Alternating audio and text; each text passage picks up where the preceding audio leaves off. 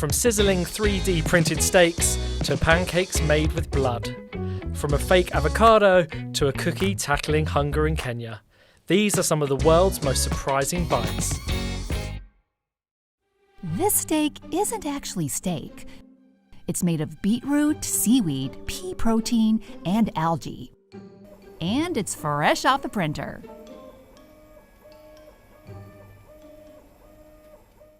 Just outside Barcelona, in the Catalonian farmland, you'll find the meatiest of restaurants. El Santuari is renowned for its extensive range of exotic meats. Wagyu, crocodile, zebra, kangaroo, and now 3D printed vegan steaks, cutlets, and fillets.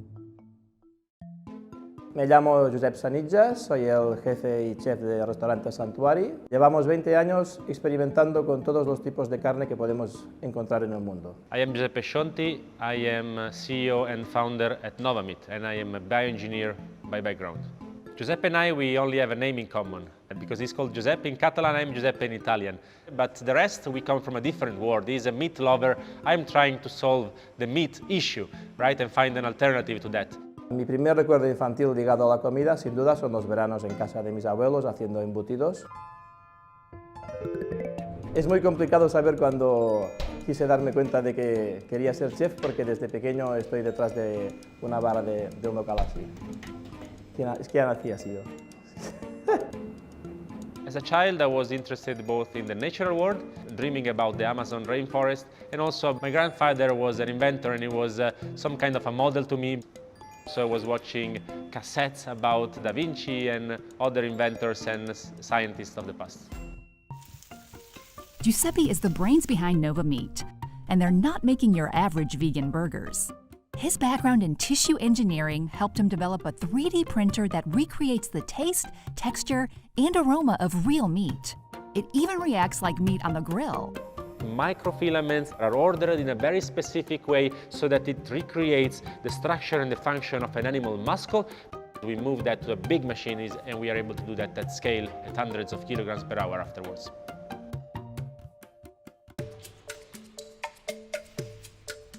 La principal prioridad del Santuari desde siempre ha sido buscar las carnes que nunca nadie había probado.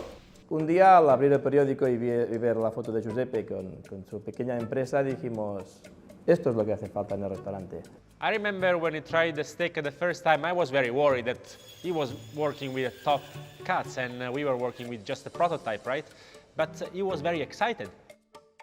La primera vez que probamos su carne, sinceramente, pues, no, muy buena.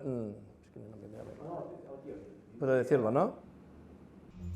But then he gave us very interesting inputs so that we could improve these products very much.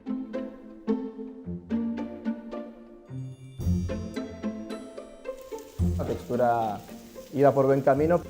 Poco a poco han ido incorporando el tema de aromas, de sabores y el jugo interno que ahora pues, se parece mucho a la carne normal.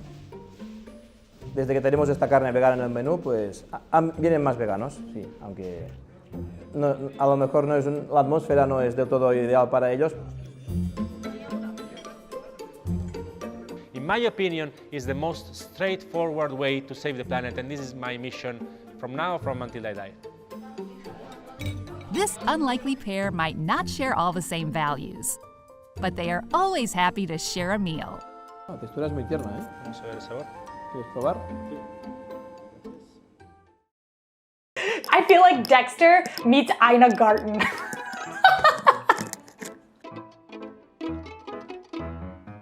It's not every day that I come across a food that really surprises me, but there I was editing a video where people took us grocery shopping around the world, and somebody from Finland submitted this.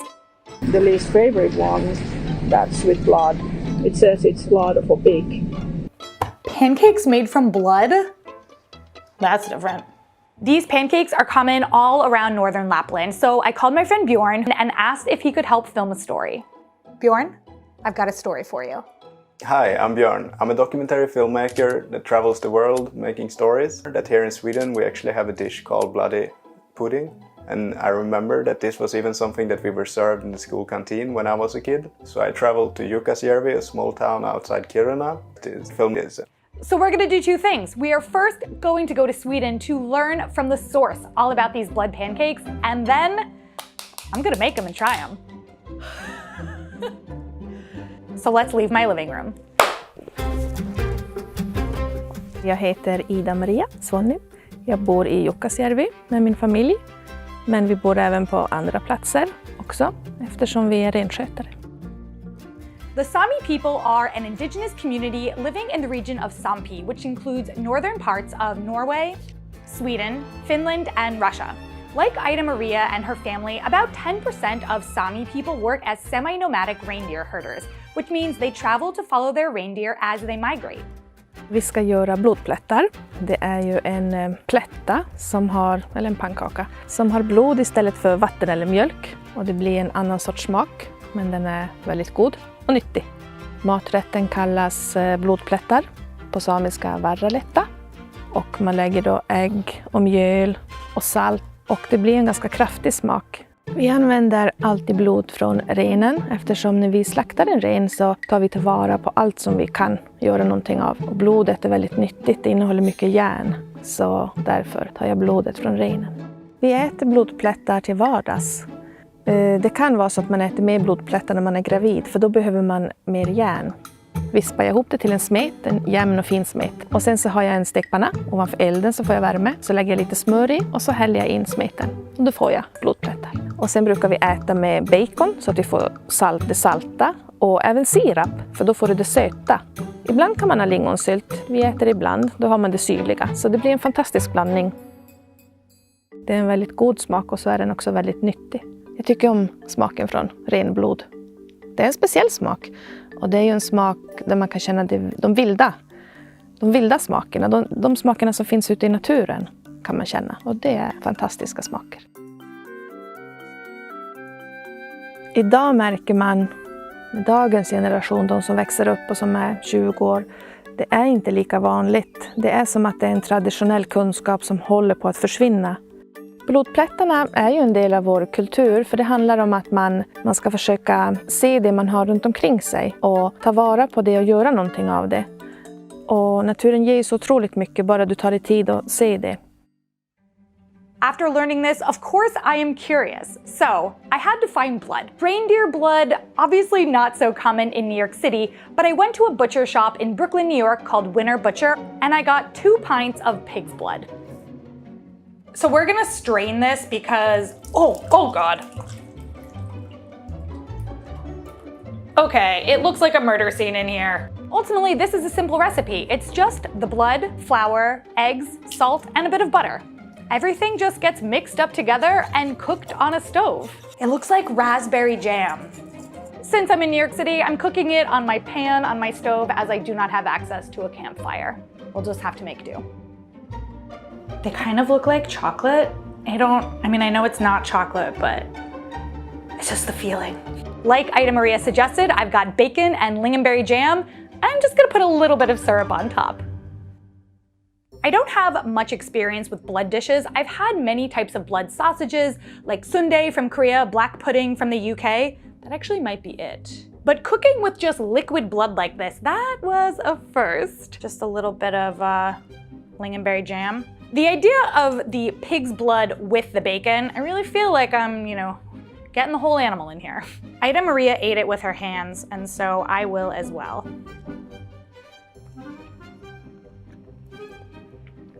I'm not gonna lie, if you didn't tell me there was blood in this, I would have thought that the texture is off. There's definitely an earthiness to this, but I think the biggest difference for me is a texture. I know this might be weird, but it kind of reminds me of a stingray body. There's kind of a rubberiness to this. Can you see that? Having some with some bacon. Bacon is salty, and it makes everything taste great. Ultimately, am I gonna be serving blood pancakes from now on Sunday mornings? Probably not, although I do have some leftover blood.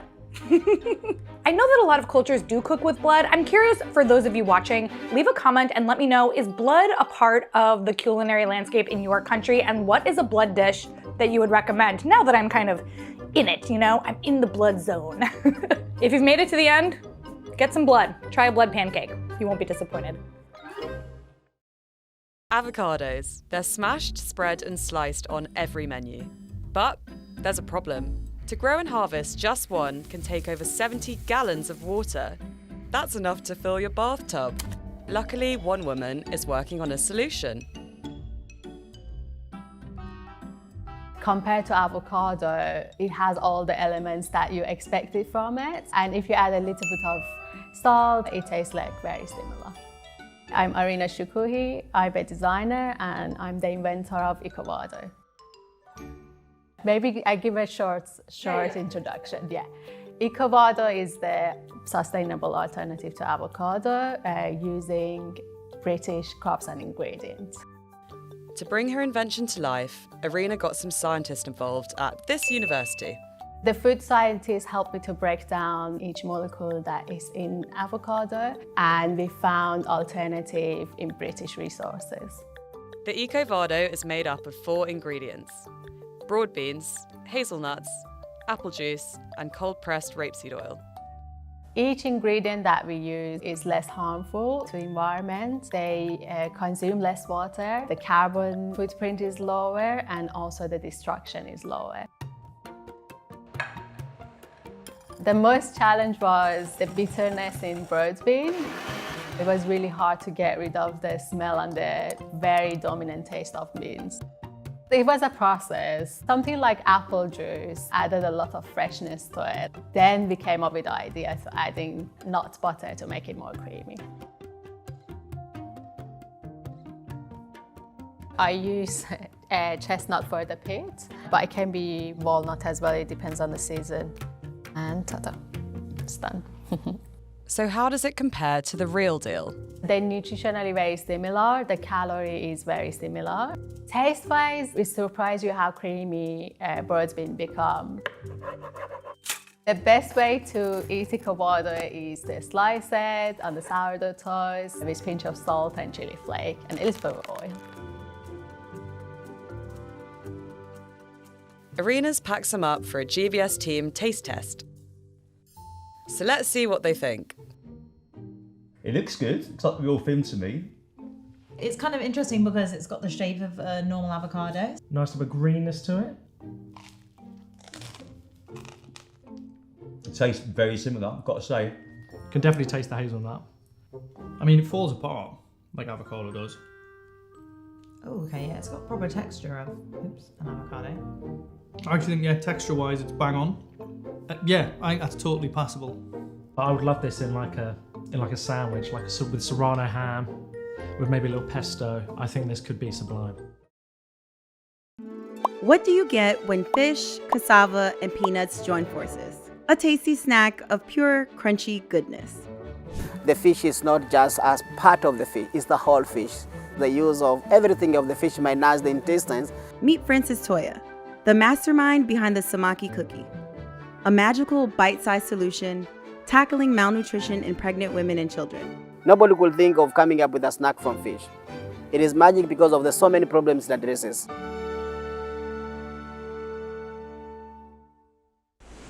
Each morning, long before the bustle begins, Francis makes his way to the shoreline, hand-picking the freshest fish of the day.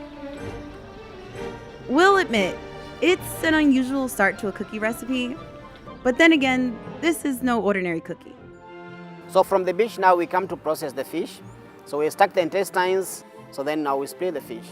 We put it in an oven, high temperature around 90 degrees, so then it can dry. After the fish is dried, take it to the blender. Now we crush it into powder. Now that our fish is prepped and ready, here's our full list of ingredients. Cassava flour, freshly grated coconut, ground nuts, aka peanuts, cashew nuts, icing sugar, and margarine. Butter works too, chef's choice. Add the cassava flour now, then you add the coconut, the ground nuts, you grind the ground nuts into powder, and then you also add cashew nuts. To maintain some sweetness, you add the icing sugar, and after that, then you mix, then you use margarine. After doing that, then you use a pipeline to make the shapes of the snack, and eventually put them in an oven. Like 45 minutes, the snacks are ready for consumption. When I was reading about fish, then I bumped in the reports of so many problems, especially the malnutrition in Kilifi, and I just wanted to understand whether fish can really fit to pursue kind of as a problem. When I was building up my idea, I was still a student at the university. After years of mixing and baking, Francis finally landed on the magic recipe. Enter Pawnee University, where, to their surprise, this idea came from a sociologist. Which was quite strange to me because I believed that this innovation should have come from a nutritionist. I looked at the ingredients, and what struck me is that they were local. What we are developing is a health supplement. It's not just a healthy snack, it's a food supplement. It is meant to correct a nutritional deficiency. When it comes to nutritional analysis, the biggest benefit of this cookie is its level of protein content. So you can solve a problem without even realizing it, just by eating this cookie. Like all the time I feel there's a problem, I usually go out and make sure, if I cannot solve it 100%, but at least there's my contribution in that. And that has really given me all the strength to move over. We must fulfill the vision of eradicating malnutrition in Africa once and for all. It's about the life of everybody. We are in a society where we need each other. I don't want to see anybody suffer. So that is the only thing that drives me like every day. I just feel I have the passion to make sure that there's a change that I'm bringing to the community.